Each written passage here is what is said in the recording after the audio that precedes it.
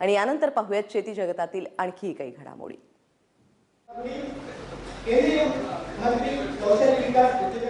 राज्यातील 4ही विद्यापीठात समन्वय नसल्याची कबुली देत मुख्यमंत्र्यांनी कृषी विद्यापीठांचे कान टोचलेत। नुकतीच अकोल्याच्या डॉक्टर पंजाबराव देशमुख कृषी विद्यापीठात संयुक्त संशोधन परिषदेला सुरुवात झाली। 3 दिवस चालणाऱ्या या परिषदेचं उद्घाटन नुकतंच मुख्यमंत्री देवेंद्र फडणवीस यांच्या हस्ते करण्यात आलं। त्यावेळी ते बोलत होते। विद्यापीठांमधील हा विसंवाद दूर करून पुढच्या काळात कृषी विकास दर उंचावण्यासाठी पुढाकार घेण्याचं आवाहन यावेळी मुख्यमंत्र्यांनी केलं।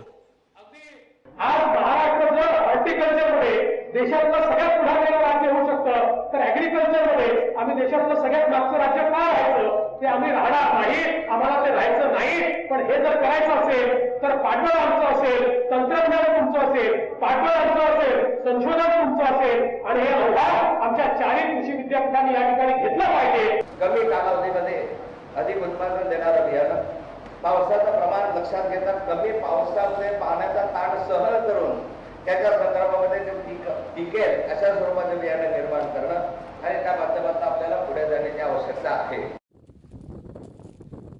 गेल्या काही वर्षातील दुष्काळी परिस्थिती पाहता यापुढे विद्यापीठांनी जोमानं कामाला लागण्याची गरज आहे, तरच कृषी क्षेत्रात आमूलाग्र बदल होतील, हेच या निमित्तानं पुन्हा एकदा समोर आले। ब्युरो रिपोर्ट, एबीपी माझा।